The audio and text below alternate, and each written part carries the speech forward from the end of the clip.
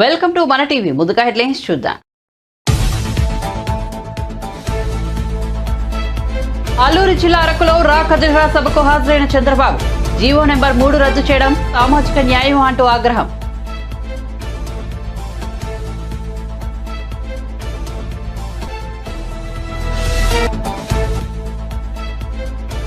చంద్రబాబు స్థాయి నా స్థాయి ఒకటేనన్న కేసినేని నాని టీడీపీ 60% ఖాళీ అవుతుందని వ్యాఖ్య.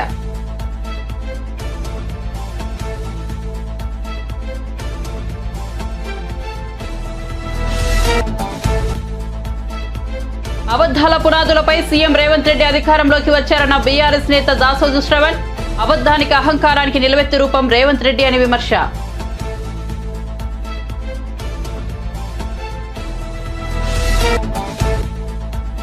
$500 నోటుపై రాముడు ఫోటో ముద్రించారు. ఇది 100 కోట్ల హిందువుల డిమాండ్ అన్న రాజాసింగ్.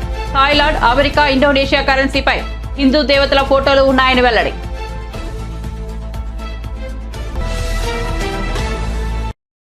ఇక వార్త వివరాల్లోకి వెళ్తే టీడీపీ అధినేత చంద్రబాబు అల్లూరు సీతారామరాజు జిల్లా అరకులో రా కదిరా సభకు హాజరయ్యారు. ఈ సభలో ఆయన ప్రసంగిస్తూ సీఎం జగన్ పై విమర్శనాస్త్రాలు సంధించారు. సామాజిక న్యాయం చేస్తారని ఈ ముఖ్యమంత్రి గొప్పలు చెప్తున్నారు. జీవో నెంబర్ 3 రద్దు చేయడం సామాజిక న్యాయమా అని చంద్రబాబు నిలదీశారు. గిరిజన ప్రాంతాల్లోని ఉద్యోగ ఉపాధి అవకాశాలు స్థానికులకే లభించాలని భావించామని, తాను గతంలో ఇచ్చిన జీవో నెంబర్ 3ని ఎందుకు రద్దు చేశారో చెప్పాలని ప్రశ్నించారు. టీడీపీ అధికారంలోకి రాగానే జీవో నెంబర్ 3ను పునరుద్ధరిస్తామని చంద్రబాబు స్పష్టం చేశారు. గిరిజనుల పిల్లలు చదువుకోవడం జగన్కు ఇష్టం లేదని, ఈ కారణంతోనే ఎన్టీఆర్ విద్యోన్నతి పథకం రద్దు చేశారని విమర్శించారు. ప్రపంచంలో ఏ మూలాన చదువుకుంటున్నా గిరిజనులకు ఉపకార వేతనం లభించేదని, కానీ దాన్ని రద్దు చేశారని అన్నారు.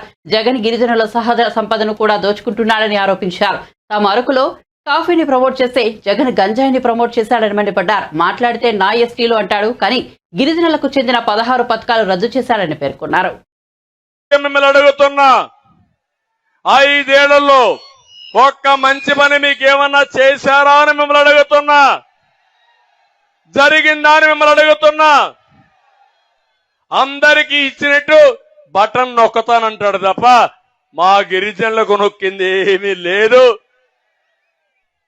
ఈ రోజు మీరు చూడండి, 16 పథకాలు గిరిజనుల కోసం ప్రత్యేకంగా పెట్టిన పథకాలని రద్దు చేసిన వ్యక్తి ఈ జగన్మోహన్ రెడ్డి. అయినా నా ఎస్టీలు అంటాడు. మాటలు మాత్రం కోటలు దాటుతాయి, చేష్టలు మాత్రం గడప కూడా దాటవు. ఇంకో పక్క మీరు చూస్తే ఈరోజు ఎన్టీఆర్ విద్యోన్నత పథకం రద్దు చేశాడా లేదా అంటే గిరిజన పిల్లలు చదువుకోవడం ఈ ముఖ్యమంత్రికి ఇష్టం లేదు. అదే ఆ రోజు మీరు చూస్తే నేను ఒకటి ఆలోచించాం, ఎక్కడైతే ట్రైబల్ వెల్ఫేర్ ఉందో, మీ స్కూల్స్ ఉన్నాయో, ఆ పిల్లల్ని ప్రత్యేకంగా చదివించి ఐఏఎస్ ఐపీఎస్ కూడా కోచింగ్ ఇప్పించి, ఇంకో పక్క ఐఐటి ఐఎం కోచింగ్ ఇప్పించి మిమ్మల్ని ముందుకు తీసేపేరుగా చేశాం. అది పోయింది విదేశాలకి. గిరిజన పిల్లలు ప్రపంచంలో ఎక్కడ చదువుకోవాలన్నా మీకు స్కాలర్షిప్లు ఇచ్చిన పార్టీ తెలుగుదేశం పార్టీ, అది కూడా తీసేశారు ఈరోజు. ఇంకో పక్క నైపుణ్యం కోసం శిక్షణా కేంద్రాలు పెడితే అవి తీసేసే పరిస్థితికి వచ్చారు. మా ఆడబిడ్డలు పెళ్లిళ్లు చేయాలంటే డబ్బులు లేకుండా అవస్థపడతా ఉంటే నేను ఒకటే ఆలోచించాను, గిరిపుత్రిక కళ్యాణ పథకం తీసుకొచ్చాను. వస్తామందా ఈరోజు? అది ఇస్తున్నారమ్మా మీకు? అది కూడా రద్దు చేసే పరిస్థితికి వచ్చారు. ఆ రోజు మన బిడ్డల కోసం మైదానంలో ఎక్కడున్నా భారతదేశంలో రాష్ట్రంలో బెస్ట్ అవైలబుల్ స్కూల్స్, మంచి స్కూల్లో మన పిల్లల్ని చదివించాలని, వీళ్ళు మట్టిలో మాణిక్యాలు, వీళ్ళు చదివిస్తే అందరితో సమానంగా అంటే కూడా ఇంకా ఎక్కువ ముందుకు పోతారనే ఉద్దేశంతో అన్ని స్కూల్స్ లో నేను అడ్మిషన్స్ ఇచ్చాను. ఇప్పుడు వస్తున్నాయా అని మిమ్మల్ని అడుగుతున్నా, ఒక్కరికి వచ్చాయని మిమ్మల్ని అడుగుతున్నా. ఇంకో పక్క కేంద్రం 60% గ్రాంట్ ఇస్తారు కొన్ని పథకాలకి. ట్రైకా ద్వారా డబ్బులు తీసుకొచ్చి కార్యక్రమాలు మనం చేయడానికి అవకాశం ఉంది. ఈ రోజు ఈ పెద్ద మనిషి ట్రైకార్ లో 1 రూపాయి తీసుకోలేదు. అంటే 100 రూపాయలు ఖర్చు పెడితే 60 వాళ్ళు ఇస్తారు, మనం 40 పెట్టాలి. ఆ 40 పెట్టలేక మీ మీద ఇష్టం లేక 60 రూపాయలు కూడా వదిలించుకున్నాడంటే ఈయన ఒక ముఖ్యమంత్రి అని అడుగుతున్నా, పేదల వ్యక్తి అని మిమ్మల్ని అడుగుతున్నా. అవసరమైతే ఇంకా కొంత అప్పు తెచ్చారా సరే మా గిరిజనుల కోసం ఖర్చు పెడితే వాళ్ళు అభివృద్ధి అవుతారు. అలాంటి ధ్యాస లేని వ్యక్తి. మీ అందరూ ఒకటి గుర్తుపెట్టుకోవాలి, గిరిజన ప్రాంతంలో ఆ రోజు నేను మస్కిటోస్ ఎక్కువ దోమలు ఉంటాయనే ఉద్దేశంతో మస్కిటో నట్లు కూడా ఇచ్చా. మీకు జ్ఞాపకం చేసుకోవాలి, సమైక్య ఆంధ్రప్రదేశ్లోనే. మీకు పౌష్టికాహార లోపం ఎక్కువ ఉందనే ఉద్దేశంతో ఆ రోజుట్లోనే ఫుడ్ బాస్కెట్, ఒక ఎవరైతే బలహీనంగా ఉంటారో వాళ్ళకందరికీ ఒక ఫుడ్ బాస్కెట్ ఒకటి ఇచ్చి మిమ్మల్ని ఆదుకున్న ప్రభుత్వం తెలుగుదేశం ప్రభుత్వం. దాన్ని చేశారు. ఈ రోజు ఒకటి అడుగుతున్నా, ఏ ప్రభుత్వం అయినా సరే పేదవాళ్ళ ఆదాయం పెంచి ఖర్చులు తగ్గించాలి. ఈ ప్రభుత్వం పేదవాళ్ళ రక్తం తాగుతున్నారు తప్ప పేదవాళ్ళకి ఎక్కడా లాభం చేయడం లేదు. నేను ఆ రోజు ఆలోచించాను, ఈ పేదవాళ్ళు వాడే కరెంట్లో 200 యూనిట్లు విద్యుత్ శక్తి ఉచితంగా ఇవ్వాలని ఆ రోజు మీ అందరికి ఇచ్చామా లేదా అని నేను అడుగుతున్నా. అదే మరిగా ఈ రోజు చూస్తే జగ్జీవన్ జ్యోతి పథకం కింద ఇచ్చిన విద్యుత్తుని పట్టణ ప్రాంతాల్లో తీసేశారు. గ్రామీణ ప్రాంతాల్లో కొన్ని నియమాలు పెట్టి, కండిషన్లు పెట్టి కోతలు పెట్టే పరిస్థితికి వచ్చారు. ఇంకో పక్క మీరు చూడండి, మొబైల్ అంబులెన్సెస్, ఇది కాకుండా దానికి ఫీడర్ అంబులెన్స్ పెట్టాం. ఆ రోజు ఎక్కడికి పోయినా రోడ్డు ఉన్నంత వరకు అంబులెన్స్ ఉంటుంది, రోడ్లు లేకపోతే స్కూటర్లే ఫీడర్ అంబులెన్స్లు పెట్టుకుని మీ యొక్క ఇంటి నుంచి నేరుగా హాస్పిటల్ తీసేపోయేట్టుగా ఆ రోజు ఏర్పాటు చేశాం. ఈ రోజు అవి కూడా తీసేసే పరిస్థితికి వచ్చారు. ఎక్కడా ఇవి లేవు. ఇంకో పక్క గిరిజనులకి 50 సంవత్సరాలకే పింఛన్లు ఇచ్చిన ఘనత తెలుగుదేశం పార్టీది, తెలుగుదేశం ప్రభుత్వంది. ఆ రోజు ఏం చెప్పాడు, 45 ఏళ్ళకి ఇస్తాన్నాడు. ఇచ్చాడా ఇప్పుడు మీకు అని అడుగుతున్నా, వచ్చిందని మిమ్మల్ని అడుగుతున్నా. మీరు ఇల్లు కట్టుకోవాలంటే 1,00,000 రూపాయలు అదనంగా మీకు ఆర్థిక సహాయం చేసిన ప్రభుత్వం. టీడీపీకి రాజీనామా చేసిన తర్వాతే తాను వైసీపీలో చేరానని విజయవాడ ఎంపీ కేశినేని నాని తెలిపారు. ముఖ్యమంత్రి జగన్ పిలవడంతో వెంటనే తాను వైసీపీలో చేరానని చెప్పారు.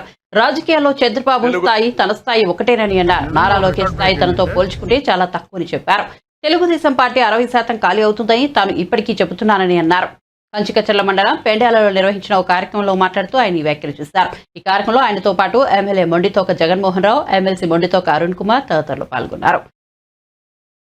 కేంద్రీయ విద్యాలయం అటువంటిది నందిగామకి కేంద్రీయ విద్యాలయం సాధించిన ఘనత మొండితోక జగన్మోహన్ రావు, అట్లాగే ఎమ్మెల్సీ అరుణ్ కుమార్ గారు. త్వరలో దానికి కూడా ప్రారంభం, అంతా బిల్డింగ్ రెడీ అయిపోయింది, పర్మిషన్స్ అన్ని వచ్చినాయి, అంతా కూడా రెడీ అయింది. త్వరలోనే దాన్ని ప్రారంభిస్తారు. అన్ని ప్రాంతాల నుంచి వచ్చిన వాళ్ళు జాయిన్ అవుతారు. దాని ఎంట్రన్స్ కూడా ఆల్ ఇండియా ఎంట్రన్స్ ఉంటుంది. ప్లస్ కేంద్ర ప్రభుత్వ ఉద్యోగులు, రాష్ట్ర ప్రభుత్వ ఉద్యోగులు పిల్లలందరూ ఉంటారు. అంటే నందిగామ పిల్లలు కూడా, పేద పిల్లలు కూడా ఉన్నత స్థాయిలో, ఢిల్లీ స్థాయిలో చదువు రావాలనేది డాక్టర్ గారి యొక్క ఆశయం. సో మీరు చూడాల్సింది ఏంటంటే ఇంటెన్షన్ ఏంటంటే మా నందిగామ బాగుండాలి, మా నందిగామ ప్రజలు మంచిగా ఉండాలి, వాళ్ళ సంక్షేమం ముఖ్యం, వాళ్ళ మంచిది ముఖ్యం, అలాగే వాళ్ళ పిల్లల చదువులు ముఖ్యం, అట్లాగే వాళ్ళ ఆరోగ్యం ముఖ్యం. ఆయన డాక్టర్గా, మరి ఒక విద్యావేత్తగా మన అరుణ్ కుమార్ గారు కూడా, మరి ఆయన డాక్టర్గా, పల్మనాలజిస్ట్గా నేను ఎప్పుడూ చెప్తాను, కోవిడ్లో కొన్ని 100 కోట్ల అభివృద్ధి కోసం, ఇక్కడ ప్రజల సంక్షేమం కోసం, ఇక్కడ ప్రజల మంచి చెడుల కోసం, ఇక్కడ పిల్లలు బాగా చదువుకుని పైకి రావాలి, నేను డాక్టర్ అయ్యాను, అట్లాగే అరుణ్ కుమార్ గారు బాగా చదువుకుని పిహెచ్డీ చేశారనే ఒక లక్ష్యంతో డాక్టర్ గారు మంచి చదువు కోసం కేంద్ర విద్యాలయం, ఇటువంటివన్నీ కూడా మరి వాళ్ళ యొక్క ఇంటెన్షన్, లక్ష్యం ఈ ప్రాంతం కోసం, ఇక్కడ ప్రజల కోసం లక్ష్యం భాగం. అలాగే నిన్న చూసాం మన ముఖ్యమంత్రి జగన్మోహన్ రెడ్డి గారు బ్రహ్మాండంగా విజయవాడ నడిపోతున్నారు. అంబేద్కర్ గారి విగ్రహం 250 అడుగులు ఎత్తు. నేను ఈ దేశం అంతా చూసా, దళిత ముఖ్యమంత్రులు పాలించిన రాష్ట్రాలు చూసా, దళిత పార్టీలు పాలించిన రాష్ట్రాలు కూడా చూశాను. కానీ ఎక్కడా లేనటువంటి విధంగా బ్రహ్మాండంగా విజయవాడ నడిపోవడం అంటే రాష్ట్రం నడిపోవడం. ఎక్కడో ఒకప్పుడు చూసేవాళ్ళం హరిజన మోడల్లోనూ లేదా ఊరు బయట చాలలోనూ అంబేద్కర్ విగ్రహాలు ఉండేవి. అటువంటి అంబేద్కర్ విగ్రహాన్ని రాష్ట్ర నడిబొడ్డున స్థాపించినటువంటి ఒక గొప్ప వ్యక్తి మన ముఖ్యమంత్రి జగన్మోహన్ రెడ్డి గారు. కాబట్టి ఎందుకంటే ఆయన కూడా నిరుపేద నుంచి వచ్చాడు, అంబేద్కర్ గారు బాగా చదువుకున్నాడు.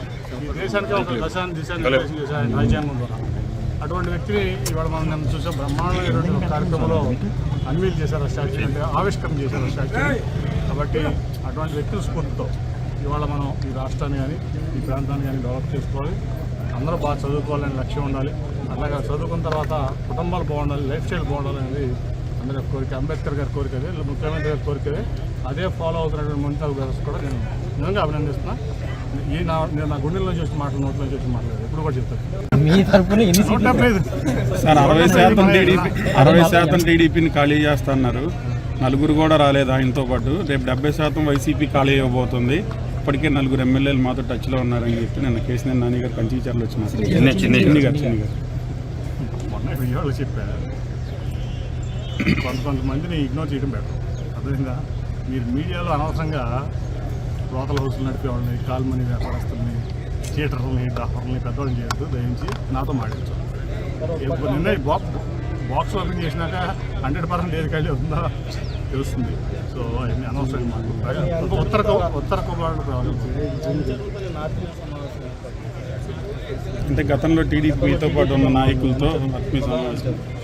ఇప్పుడు నేను అంతకుముందు టీడీపీలో ఉన్నాను, ఇప్పుడు వైఎస్ఆర్సీపీలో ఉన్నాను.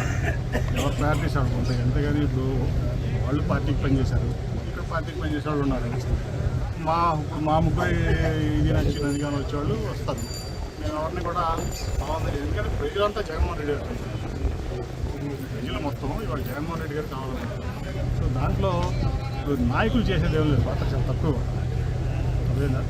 సో ప్రజలు ఒక పక్షాలు ఉన్నప్పుడు నాయకులు అనేది ఉంటారు, కొంత పార్టీ ఉంటుంది. కానీ దానివల్ల పెద్ద ఇదే ఉంది. కొత్త అంబేద్కర్ భారీ విగ్రహం నేను ఓపెన్ చేశాను జగన్ గారు. మీ సోదరులు తొలగకూడదు, ఆ గ్రామాలు పెట్టి దళితులపై దాడి జరగకట్టని ఆందోళన.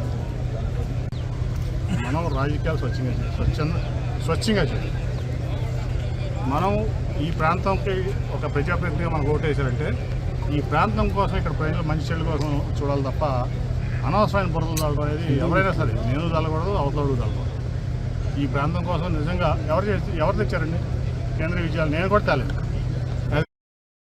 అబద్దాల పునాదులపై సీఎం రేవంత్ రెడ్డి అధికారంలోకి వచ్చారని బీఆర్ఎస్ నేత దాసోజు శ్రవణ్ విమర్శించారు. దావోస్ లో ముఖ్యమంత్రి వ్యాఖ్యలను తీవ్రంగా ఖండిస్తున్నామని చెప్పారు.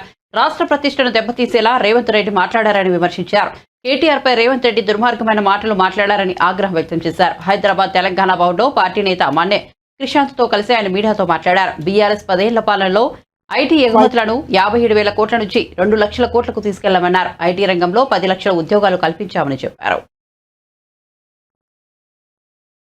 ఎంత ఉతికినా నలుపే గాని తెలుపు కాదన్నట్లుగా అబద్ధాల పునాదుల మీద రాజకీయం చేసినటువంటి ఒక రేవంత్ రెడ్డి గారు, అహంకారాన్ని ఆభరణంగా పెట్టుకొని ఇష్టం వచ్చినట్లు పరుషమైన పదజాలంతో మాట్లాడుతూ రాజకీయాన్ని చలామణి చేసినటువంటి ఒక రేవంత్ రెడ్డి గారు ముఖ్యమంత్రి కుర్చీలో కూర్చున్నాకనైనా అబద్ధాలు మర్చిపోతాడు, అహంకారం మర్చిపోతాడు, హుందాగా వ్యవహరిస్తాడు, ఆ కుర్చీకి వన్నె తెచ్చేటువంటి ఒక రీతిలో వ్యవహరిస్తాడు అని చెప్పని ఆశించినాం. కానీ దానికి భిన్నమైనటువంటి ఒక దుర్మార్గమైనటువంటి ఒక వైఖరిని వాళ్ళ ఆఖరికి అంతర్జాతీయ వేదిక అయినటువంటి ఒక దావోస్ లో కూడా అటువంటి ఒక చిల్లర ప్రయత్నం చేసిండ్రు. దాన్ని తెలంగాణ సమాజం అర్థం చేసుకోవాలని చెప్పని కోరుకుంటూ, ముఖ్యమంత్రి హోదాలో ఉండి ఒక కంట్రీ లెక్క వ్యవహరించకుండా ఒక హుందాగా ఉండాలా అని చెప్పని ఆయన వైఖరిలో మార్పు రావాలన్న ఉద్దేశంతో కూడా తెలంగాణ ప్రజల పక్షాన ఈరోజు ఈ పత్రికా సమావేశాన్ని పెట్టడం అయింది.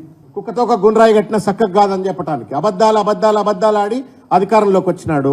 ఇప్పుడు అదే అబద్ధాలు ముఖ్యమంత్రి అయిన తర్వాత కూడా కొనసాగింపుకు పాల్పడతా ఉన్నాడు. గోధి ఇండియా 8,000 కోట్ల రూపాయల పెట్టుబడులు పెట్టబోతుంది అని చెప్పని దావోస్ లో రేవంత్ రెడ్డి గారు అగ్రిమెంట్ చేసుకున్నట్టుగా మనం వార్తల్లో చూసినాం. కొంచెం లోతుగా వెళ్ళి మీరు రీసెర్చ్ చేయండి. మీరు కూడా చదువుకున్న వాళ్ళు, మేధావులు ఉంటారు. మీరు గూగుల్లో కొట్టి ఆ కంపెనీకి ఉన్నటువంటి ఒక బ్యాలెన్స్ షీట్స్ ఏంటివి, ఫైనాన్షియల్ డీటెయిల్స్ ఏంటి, దయచేసి ఒకసారి చూడాలని చెప్పని నేను కోరుతా ఉన్నాను. దాని authorise share capital 1.5 crore, paid up capital is less than 75 lakhs. దాని మొత్తం annual profit and loss account లో 27 లక్షలు చూపెడతా ఉంది. దాని 31% ఆఫ్ ద షేర్ ను ఇంకో కంపెనీకి కూడా అమ్మేసినారు ఫర్ 50 crores of rupees. ఈ మొత్తం మీద 100-150 కోట్ల రూపాయల విలువ లేనటువంటి 1 కోటి రూపాయలు కూడా యాక్చువల్ ఆపరేటింగ్ రెవెన్యూ లేనటువంటి గోడి మీడియా 8,000 కోట్ల రూపాయల పెట్టుబడులు ఎట్లా తెలంగాణలో పెట్టబోతుందో రేవంత్ రెడ్డి గారు దయచేసి చెప్పండి. గోది ఇండియా చెట్ల మీద ఇస్తార్లు కుట్టినట్టుగా ఎట్లా మీరు ఈ లెక్కలు చెప్తా ఉన్నారో తెలంగాణ సమాజానికి దయచేసి అర్థం చేయించాలని చెప్పని ఈ సందర్భంగా నేను కోరుతా ఉన్నాను. ఇది తెలంగాణ ప్రజలను మోసం చేసినట్టు కాదా అని చెప్పని. ఒకవేళ రేవంత్ రెడ్డి గారికి లెక్కలు తెలియవు, లేకపోతే వాళ్ళు చూపెట్టిన కాగితాలు చదవలేకపోయిండు, అర్థం కాకపోతే పక్కన జయేష్ రంజన్, ఆ విష్ణువర్ధన్ రెడ్డి, ఇద్దరు ఆఫీసర్లు ఉన్నారు, శ్రీధర్ బాబు గారు ఉన్నారు, ఇంతమంది పెద్దలు కలిసి ఎందుకు తెలంగాణ సమాజాన్ని మోసం చేస్తుండ్రో దయచేసి సమాధానం చెప్పాలా. It's a clear glaring example of the shabby investments, a fraudulent investment narrative that they are trying to build in Davos, which Telangana people have to know. ఇకపోతే JSW ఎనర్జీ అనే ఒక కంపెనీ, ఇది old wine in new bottle లెక్క. ఇది 2022లోనే దీనికి సంబంధించి కేటీఆర్ గారు agreement చేసుకున్నారు 2022లో. దాన్ని మళ్ళా మేము ఇప్పుడు కొత్తగా అగ్రిమెంట్ చేసుకుంటున్నామని చెప్పని వాళ్ళు చెప్తున్న 40,000 కోట్ల రూపాయల పెట్టుబడిలో ఇది కూడా ఒక మేజర్ పెట్టుబడి. ఇది ఆల్రెడీ 22లోనే అయిపోయింది దీని కథ. దీన్ని పట్టుకొచ్చి తెలంగాణ సమాజాన్ని మోసం చేసే ప్రయత్నం చేస్తున్నారు. ఇది గాడ్రేజ్ కంపెనీ, ఇది జనవరి 23లో అగ్రిమెంట్ అయిపోయింది, 1 year బ్యాక్. దీన్ని దావోస్లో కొత్తగా చేసుకొని మేము కొత్తగా 40,000 కోట్ల పెట్టుబడిలో ఇది భాగం అని చెప్పని గాడ్రేజ్ సంబంధించిన దాన్ని మోసం చేస్తూ ఉన్నారు. దీనికి సంబంధించిన ట్వీట్ కూడా కేటీఆర్ గారు 16/1/23 నాడు ఆయన ట్వీట్ కూడా చేసినారు. Godrej Agrovet limited, one of the largest edible oil developers in India, has recently announced a 250 crore investment in Telangana to set up a palm oil processing plant in Khammam. ఇది 1 year కింద కథ. దీన్ని కొత్తగా రేవంత్ రెడ్డి గారు ఏదో కొండంద వెల్కన్ పట్టినట్టుగా నేను ఇప్పుడు కొత్తగా తెచ్చినా అని చెప్పని రేవంత్ రెడ్డి గారు తప్పుదో పట్టించే ప్రయత్నం చేస్తున్నారు. This is yet another company, Webex అని చెప్పని. ఇది కూడా గతంలోనే అక్టోబర్లో 5th అక్టోబర్ నాడు దీనికి సంబంధించిన పెట్టుబడులు తెలంగాణ పెడతామని చెప్పని అగ్రిమెంట్లు అయిపోయినాయి. ఇట్లా తెలంగాణ సమాజాన్ని మోసం చేసేటువంటి ఒక ఔచిత్యం రేవంత్ రెడ్డి గారికి ఎవరిచ్చిండ్రు అని చెప్పని ఈరోజు నేను ప్రశ్నిస్తా ఉన్నాను. ఇది మోసం కాదా రేవంత్ రెడ్డి గారు అని చెప్పని ప్రశ్నిస్తా ఉన్నాను. టీడీపీ అధినేత చంద్రబాబుపై ఏపీ మంత్రి రోజా మరోసారి విరుచుకుపడ్డారు. అంబేద్కర్ విగ్రహాన్ని తాకే అర్హత కూడా చంద్రబాబుకు లేదని ఆమె అన్నారు. ఎస్సీలుగా ఎవరైనా పుట్టాలని అనుకుంటున్నారా అన్న చంద్రబాబుకు నైతిక అర్హత లేదని చెప్పారు. 100 అడుగుల అంబేద్కర్ విగ్రహం పెడతామని చెప్పి చంద్రబాబు మాట తప్పారని, అంబేద్కర్ విగ్రహం కాళ్లు పట్టుకుని ఆయన క్షమాపణలు చెప్పాలని డిమాండ్ చేశారు. అద్భుతమైన అంబేద్కర్ విగ్రహాన్ని విజయవాడ నడిబొట్టున సీఎం జగన్ ఏర్పాటు చేశారని రోజా కొనియాడారు. అంబేద్కర్ ఆశయాలను జగన్ కొనసాగిస్తున్నారని చెప్పారు. మన దేశంలో ఏ ముఖ్యమంత్రి చేయని సామాజిక న్యాయాన్ని జగన్ చేస్తున్నారని అన్నారు. జగన్ కు వస్తున్న ప్రజాదరణను చూసి ఓర్వలేక పచ్చ మీడియా పిచ్చిరాతలో రాస్తోందని దుయ్యబట్టారు. అనేది నిన్న మీటింగ్ తో పూర్తమే కాకుండా ఆయన ఏ వర్గాలకైతే అండగా నిలబడ్డాడో ఆ ఎస్సీ, ఎస్టీ, బీసీ, మైనారిటీ మహిళల్ని కూడా అవమానించినట్టే. కాబట్టి వారందరూ కూడా ఆ ఛానల్ని, ఆ పత్రికల్ని బాయ్కాట్ చేసి ఆ పార్టీ ఏదైతే సపోర్ట్ చేస్తున్నారో వాళ్ళు ఆ ప్రతిపక్షాలని కూడా తరిమి కొట్టాలని ఈ సందర్భంగా కోరుకుంటున్నా. ఎందుకంటే గతంలో మీరు చూశారు, కాల్మనీ సెక్స్ రాకెట్ లో ఇదే విజయవాడలో 200 సీడీలు బయటపడి మహిళల జీవితాలు నరక కూపంలో ఉన్నాయని అప్పటి గౌతమ్ సవాంగ్ గారు చెప్పినప్పుడు దాని మీద అసెంబ్లీలో పెద్ద చర్చ జరుగుతూ ఉంది. నన్ను కూడా అప్పుడు సస్పెండ్ చేసిన విషయం మీ అందరికీ గుర్తుంది. ఆ చర్చని డైవర్ట్ చేయడం కోసం అంబేద్కర్ గారి 100 అడుగుల విగ్రహాన్ని పెడతానని ఒక చిన్న డిస్కషన్ అని చెప్పి ఆ ఇష్యూని డైవర్ట్ చేయడానికి వాడారే తప్ప ఆయన ఆ 5 సంవత్సరాల్లో అంబేద్కర్ గారి 100 అడుగుల విగ్రహాన్ని పెట్టడం దేవుడెరుగు. కనీసం ఎక్కడైనా ఒక అంబేద్కర్ స్టాచ్యూ అయినా పెట్టారా చంద్రబాబు నాయుడు అని నేను అడుగుతున్నా. 2024లో జగనన్న వన్స్ మోర్ అని 175కి 175 జగనన్నకే ఇవ్వబోతున్నారనేది నిన్న మీటింగ్ తో పూర్తిగా పచ్చ ఛానళ్ళకి, పచ్చ పత్రికలకి, ఆ తెలుగుదేశం పార్టీ నాయకులకి ఉరవకొండలో మంత్రి పెద్దిరెడ్డి రామచంద్రారెడ్డికి నిరసన సెగ తగిలింది. మంత్రి కాన్వాయ్ని అంగన్వాడీ కార్యకర్తలు అడ్డుకున్నారు. పెద్దిరెడ్డి వాహనం ముందు బైఠాయించి వారు నిరసన తెలిపారు. ఈ నెల 23న అనంతపురం జిల్లా ఉరవకొండలో సీఎం జగన్ పర్యటించనున్నారు. ముఖ్యమంత్రి పర్యటన, సభ ఏర్పాట్లను పర్యవేక్షించేందుకు మంత్రి పెద్దిరెడ్డి ఉరవకొండ వచ్చారు. ఈ నేపథ్యంలో ఆయన కాన్వాయ్ను ముందుకు వెళ్లనివ్వకుండా అడ్డుకున్న అంగన్వాడీలు అరగంట సేపు ఆందోళన చేపట్టారు. దాంతో మంత్రి పెద్దిరెడ్డి తన వాహనంలోనే రోడ్డుపై ఉండిపోవాల్సి వచ్చింది. ట్రాఫిక్ భారీగా నిలిచిపోయింది. ఈ దశలో పోలీసులు అంగన్వాడీ కార్యకర్తలను బలవంతంగా అవతలకు లాగేశారు. దాంతో మంత్రి పెద్దిరెడ్డి కాన్వాయ్ ముందుకు కదిలింది. తెలంగాణ ముఖ్యమంత్రి రేవంత్ రెడ్డి తన లండన్ పర్యటనలో చేసిన వ్యాఖ్యలపై బీఆర్ఎస్ నేత నిరంజన్ రెడ్డి ఆగ్రహం వ్యక్తం చేశారు. విదేశాలకు వెళ్లి పెట్టుబడులు తీసుకురావాలి కానీ అహంకారం పనికిరాదని హితవు పలికారు. వచ్చిన అవకాశాన్ని వినియోగించుకుని ప్రజలకు మంచి వేసి ముఖ్యమంత్రిగా మంచి పేరు తెచ్చుకోవాలని కానీ ఇష్టారీతిన మాట్లాడడం సరికాదన్నారు. విదేశాలలో అసంబద్ధంగా మాట్లాడి రాష్ట్రం పరువు తీశారని విమర్శించారు.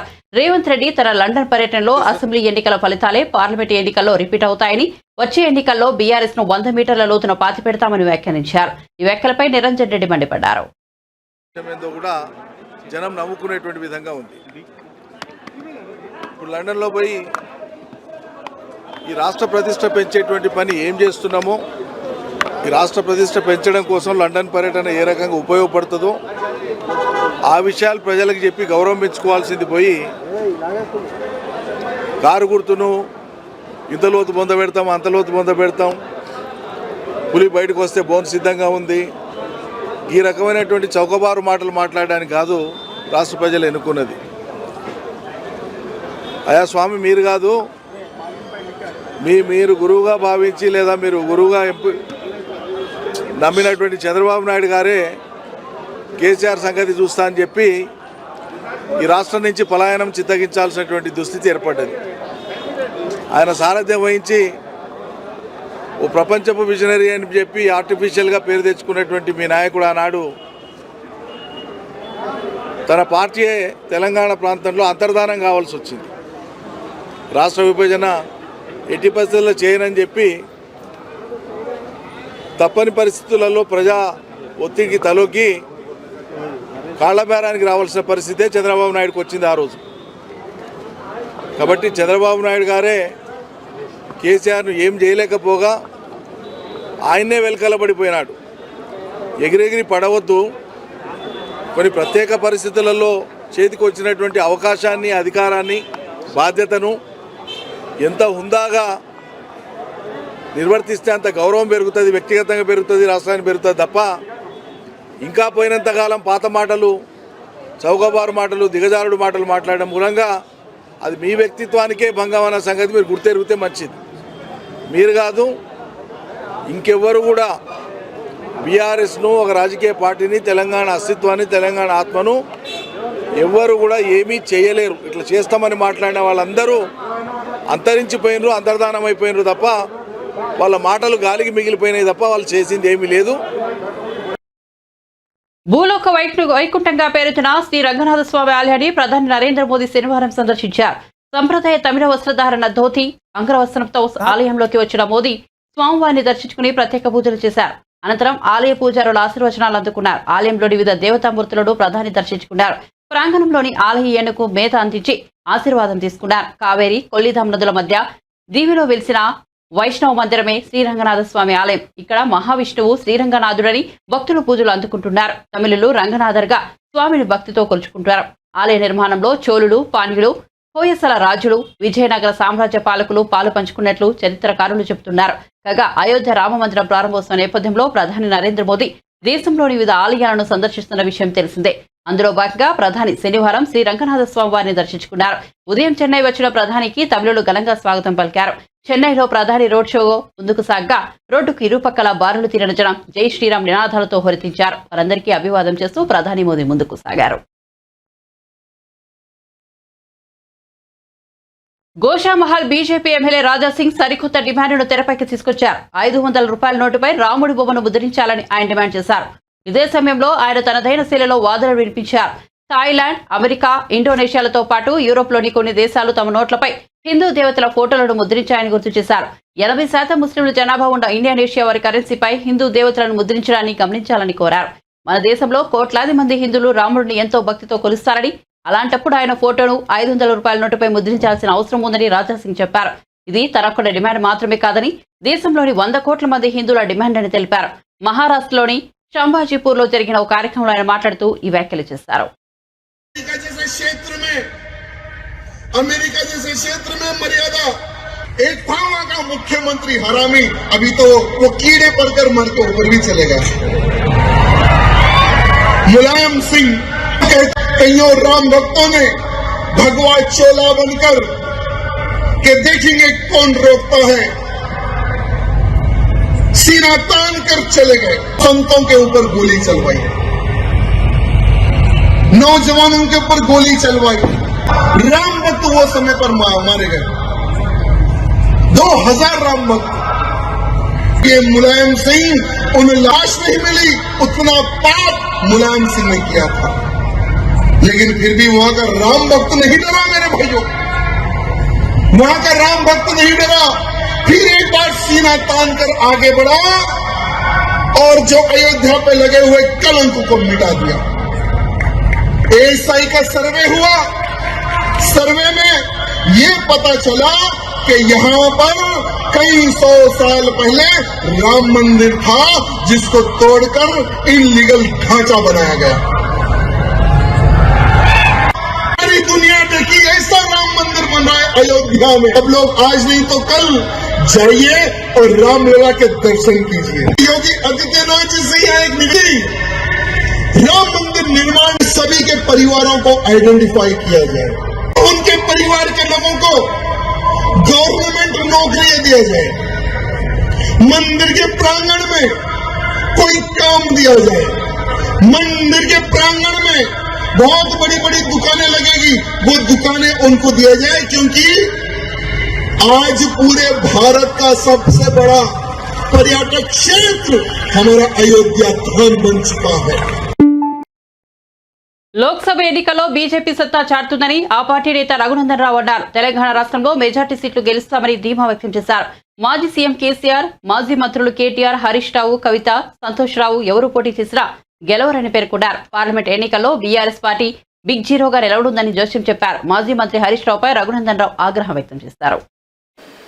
తెలంగాణ రాష్ట్రంలో ఉన్నటువంటి ప్రాజెక్టులని అప్పగించుతున్నారు, దానివల్ల నష్టం జరుగుతుంది.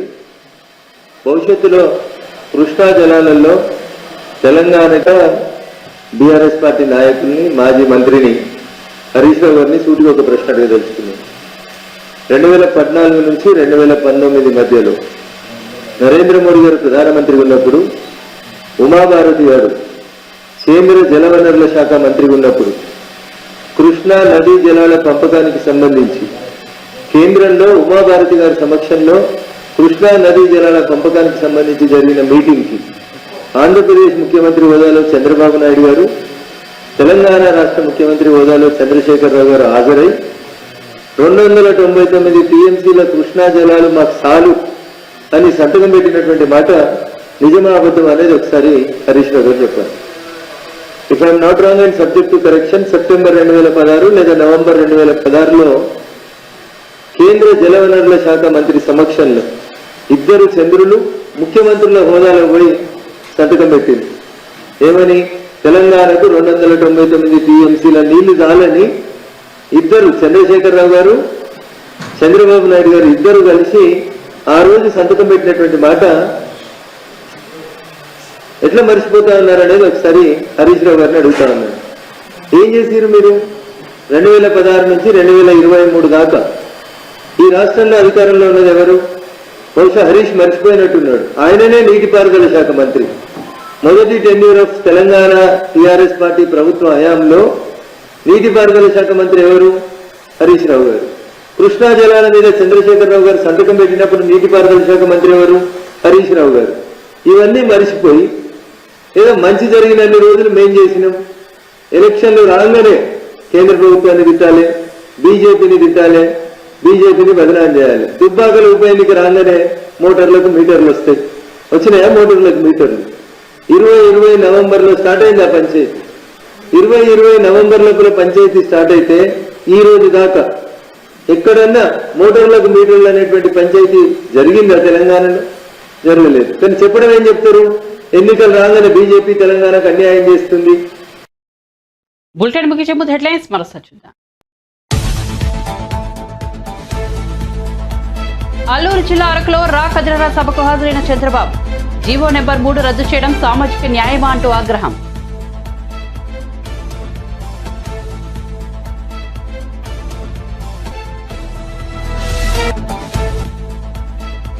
చంద్రబాబు స్థాయి నా స్థాయి ఒకటేనన్న కేసినేని నాని. టీడీపీ 60% ఖాళీ అవుతుందని వ్యాఖ్య.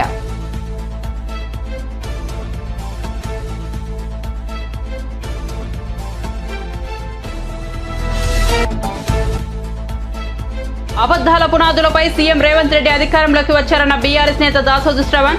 అబద్ధానికి అహంకారానికి నిలువెత్తు రూపం రేవంత్ రెడ్డి అని విమర్శ.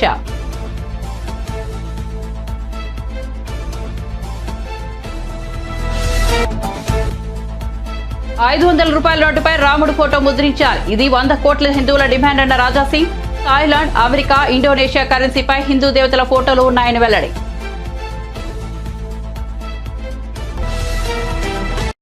మరిన్ని అప్డేట్స్ కోసం చూస్తూనే ఉండండి మన టీవీ.